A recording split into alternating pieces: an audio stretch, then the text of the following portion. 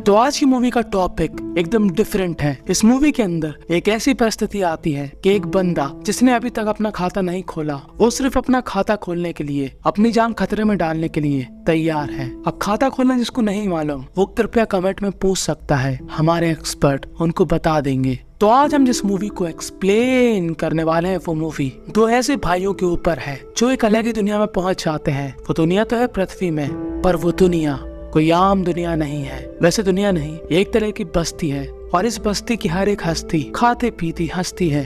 पर इस बस्ती में लगती है लोगों की वाट। पर कैसे लगेगी वाट, तो वही बताने के लिए हम लोग करेंगे मूवी स्टार्ट। तो मूवी स्टार्ट होती है जहाँ पर इस आदमी को एक कैसेट मिलती है। इस आदमी का नाम होता है एरन और इसके बड़े भाई का नाम है जस्टिन।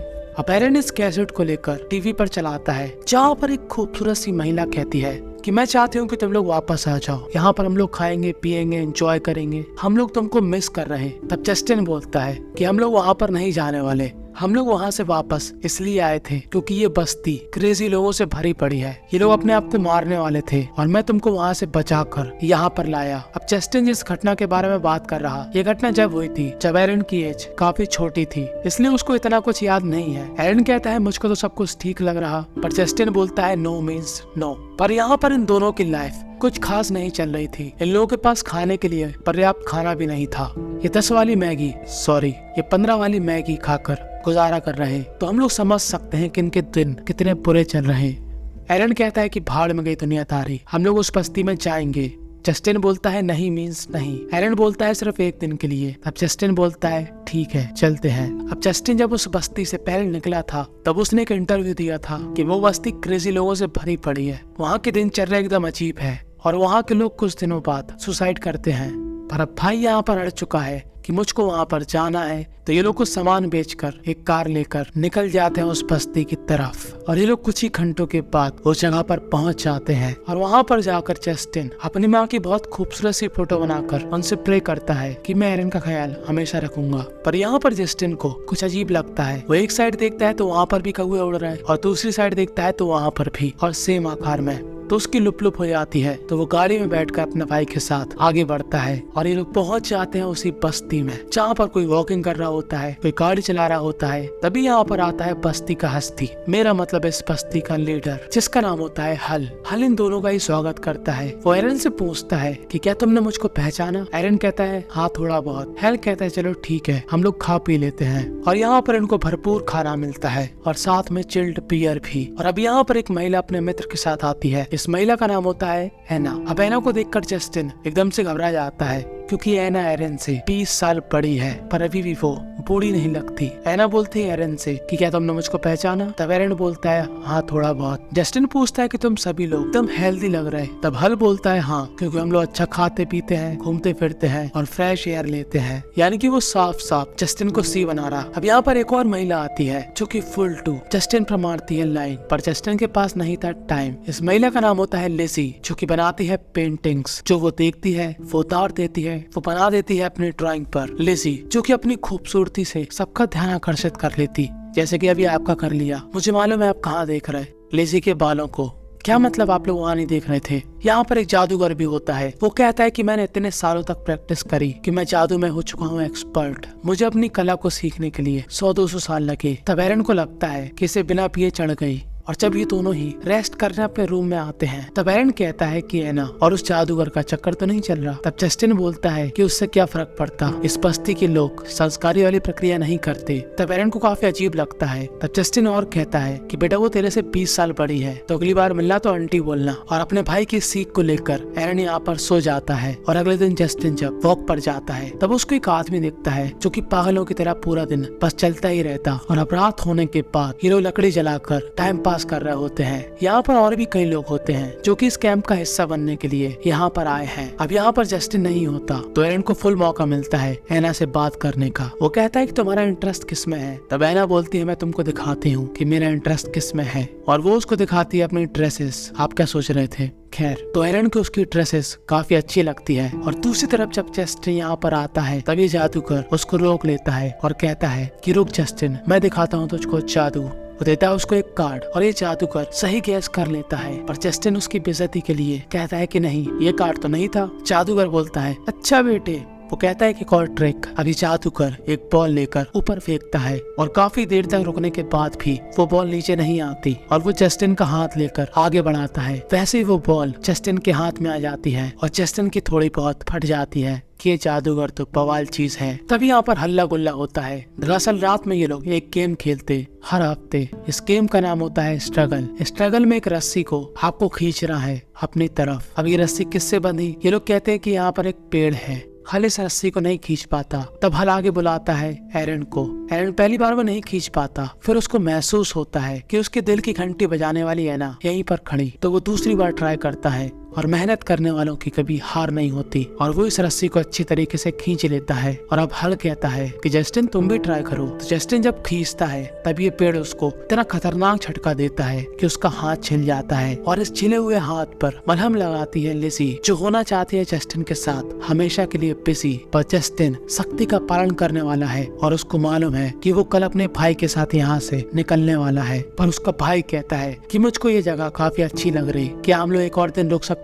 जस्टिन बोलता है नहीं, मतलब नहीं। एरन बोलता है प्लीज। तब जस्टिन बोलता है ठीक है। और अगली सुबह ये लोग निशानेबाजी कर रहे होते हैं, जहाँ पर जब जस्टिन आखिर की बोतल को फोड़ने की कोशिश करता है तो वो क्या देखता है कि उसकी गोली उस बोतल तक नहीं पहुँच पा रही, कि मानो यहाँ पर कोई दीवार हो। और वो वॉक करने के लिए अकेला निकल जाता है, जहाँ पर उसको रास्ते में चीजें हिलती हुई दिखती है और उसको कई सारी फोटो मिलती है, जहाँ से वो एक फोटो ले लेता है। इस फोटो में बना होता है एक तालाब जो कि इसी बस्ती में है। और अब शाम होने के बाद ये सभी लोग गाना गाकर एंजॉय करते हैं और एरन को यहाँ पर काफी मजा आता। और परेशान जस्टिन जाके हल से इस बारे में बात करता है कि यहाँ पर कुछ गड़बड़ है और मुझको ये फोटो मिली। तब हल बोलता है कि मुझको क्या मालूम, जैसे तुम्हारे सवाल हैं वैसे ही मेरे सवाल हैं। अगर तुमको जवाब ढूंढना है तो उसी तालाब में जाकर एक गोता मार के आओ और तुम्हें जो भी मिले वो उठा लेना। हल बोलता है तुम्हारा जो भी फैसला होगा वो 3 मून से पहले का होना चाहिए, कि तुम्हें यहाँ पर रुकना है कि नहीं। अब जस्टिन सोचता है कि 3 मून क्या है। तब हल उसको दिखाता है 2 मून और जस्टिन के अंदर थुक थुक होने लगती है कि सारा ये 2 चंद्रमा कहाँ से आ गए, आज तो मैंने पी भी नहीं थी। हल बोलता है तीसरा मून आने से पहले अपना फैसला ले लो। और दूसरी तरफ एरन और एना की आशिकी चल रही होती है। वो उसको बाबा जी की फूटी पिलाती है और फिर अकेले में ले जाकर वो उसको 2 चंद्रमा दिखाती है, जहाँ पर एक रिफ्लेक्शन होता है। अब एरन सोचता है ये क्या है। अब एरन की भी थोड़ी थोड़ी दुख दुख होती है, पर बाबू भैया लड़की का चक्कर। एना बोलते है कि ऐसा कभी कभी हो जाता है, ये नेचुरल है। तब एरन बोलता है हाँ हो सकता है, तुमने कहा तो ठीक ही होगा, पर हमको मालूम है जी घंटा ठीक होगा। और थोड़ी दूरी पर एक औरत जस्टिन के सामने रो रही होती है। जस्टिन बोलता है क्या हुआ? तभी औरत बोलती है कि मेरा पति इसी कैंप में आया था, पर वो पता नहीं कहाँ पर है और मैं उसी को ढूंढने यहाँ पर आई, पर मुझको लगता है कि वो नहीं मिलेगा। तो अब मैं सोच रही कि मैं वापस लौट जाऊँ। और इसके हस्बैंड का नाम होता है माइक। और अगले दिन जस्टिन एरन के साथ इस तालाब में आता है मछली पकड़ने के लिए। और जस्टिन एरन को वही बात बताता है कि यहाँ पर कुछ तो गड़बड़ है, पर एरन भाई साहब को आशिकी का भूत चढ़ा है। तो वो बोलता है यहाँ पर कुछ भी गलत नहीं है, बल्कि इसने कल खुद ही 2 चंद्रमा देखे। पर नहीं, भाई की बातें गई तेल लेने, हम तो मानेंगे एना आंटी की बात। और तभी जस्टिन को याद आता है कि हल ने उससे क्या कहा था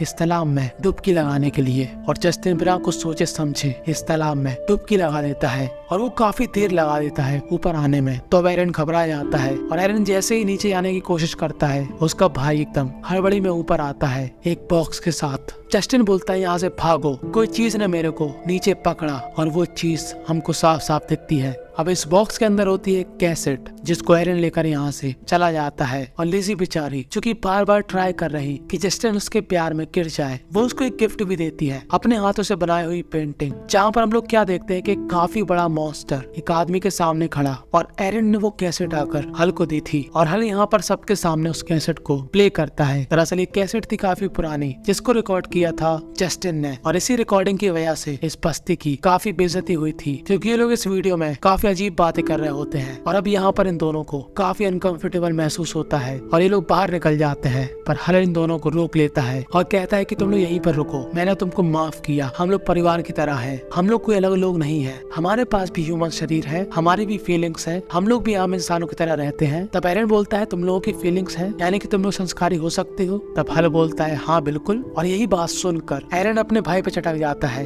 कि तूने कहा था कि ये लोग संस्कारी नहीं होते, झूठे कहीं के, तू नहीं चाहता कि तेरा भाई खाता खोले। जस्टिन बोलता है ठीक है, हम लोग यहाँ से कल जा रहे हैं। एरन बोलता है हाँ तू अकेले जा, मैं नहीं जाने वाला। तो जस्टिन बोलता है ठीक है चामुदा, मैं अकेले ही जा रहा। पर जस्टिन की गाड़ी स्टार्ट नहीं होती और वो पैदल ही निकल जाता है। और वो क्या देखता है कि यहाँ पर जगह जगह पर अजीब तरीके के डंडे गड़े, और वो एक आदमी के घर पे आता है और वो क्या देखता है कि वो आदमी फांसी से लटक चुका है। पर तभी 2 मिनट बाद वो आदमी उसके सामने आ गया और वो आदमी जस्टिन से काफी अच्छे से बात करता है। वो कहता है कि यहाँ से तुम लोग निकल जाओ, ये दरअसल एक लूप है। मैं काफी सालों से मरने की ट्राई कर रहा, पर मैं फिर जिंदा हो जाता और सब कुछ शुरू से स्टार्ट होता। और यहाँ पर एरन जो कि दुखी है कि उसका भाई चला गया, तभी वहाँ पर घबराई हुई अवस्था में हल आता है। दरअसल हल ने जस्टिन और एरन दोनों को ही पाला था बचपन से। जब उसकी माँ का एक्सीडेंट हो गया था तो हल ने ही इनका पालन पोषण किया और इसलिए हल चाहता है कि ये दोनों ही उसके साथ रहें। जस्टिन नहीं, एरन तो कम से कम रहे, क्योंकि हल का इन दोनों से लगाव है। और दूसरी तरफ ये आदमी जस्टिन को बता रहा होता है कि ये डंडे दरअसल एक लूप मार्क है, यानी कि तुम दूसरी साइड जाओगे तो पहली साइड का इंसान तुमको नहीं देख पाएगा।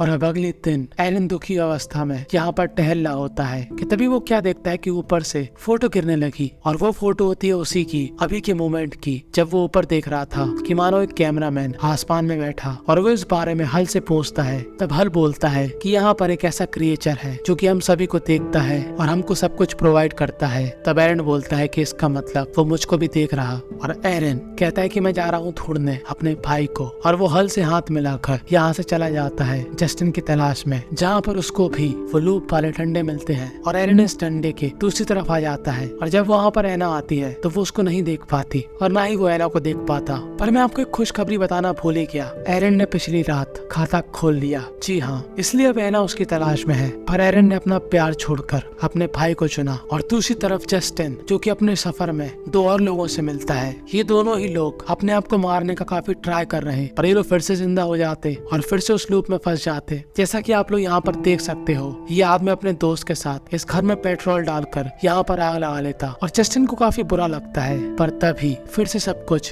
पहले जैसा हो जाता है। और ये जो बंदा आग लगा रहा, इस बंदे का नाम है माइक। जी हाँ, ये वही माइक है जिसकी बीवी इसको ढूंढ रही थी। और अब जस्टिन को अपना भाई एरन मिल जाता है और इस क्रिएचर को मालूम चल चुका है कि ये दोनों ही यहाँ से भागने की फिराक में है, तो वो काफी गुस्से में आ जाता है। अब शाम होने के बाद एरन एकदम से रुक जाता है और कहता है जस्टिन से, मुझे तुमसे कुछ बात करनी है। जस्टिन बोलता है ठीक है, बात तो चलते चलते भी हो जाती। तब एरन बोलता है नहीं, बैठ के सुनो, मैं वापस जा रहा, वहाँ की लाइफ कैसी भी है पर मुझे वो पसंद है, क्योंकि नॉर्मल जिंदगी में न खाने को खाना है न ही चरम सुख कर पाना है। यहाँ पर मुझको दोनों मिल रहा और साथ में फैमिली जैसा प्यार भी। जस्टिन बोलता है सुनो बेटा, यहाँ पर तुम मरोगे फिर से जिंदा होकर सेम लाइफ जियोगे। पर एरन कहाँ सुनने वाला, हम सबको मालूम है कि वो एना को चुनने वाला। तब जस्टिन बोलता है ठीक है, हम लोग वापस चलेंगे। पर ये लोग जब यहाँ पर वापस आते हैं तब ये लोग क्या देखते हैं कि घर में और होटल में कोई भी नहीं है। ये लोग वहाँ पर लेजी के घर जाकर वहाँ पर डली कैसेट चलाते हैं, जहाँ पर ये लोग क्या देखते हैं कि पूरे दिनचर्या इस कैसेट में रिकॉर्ड है, यानी कि वो क्रिएचर सब कुछ रिकॉर्ड करता। और जिन बाकी लोगों को ये दोनों ढूंढ रहे, वो लोग खड़े होते हैं इस बड़े से सर्कल के चारों तरफ। और इस दोनों टीवी में क्या देखते हैं कि उन सभी ने आत्महत्या कर ली। और जैसे ये लोग उस जगह पर जाते हैं, सभी लोगों का राम नाम सत्य हो चुका होता है और ये पूरी दुनिया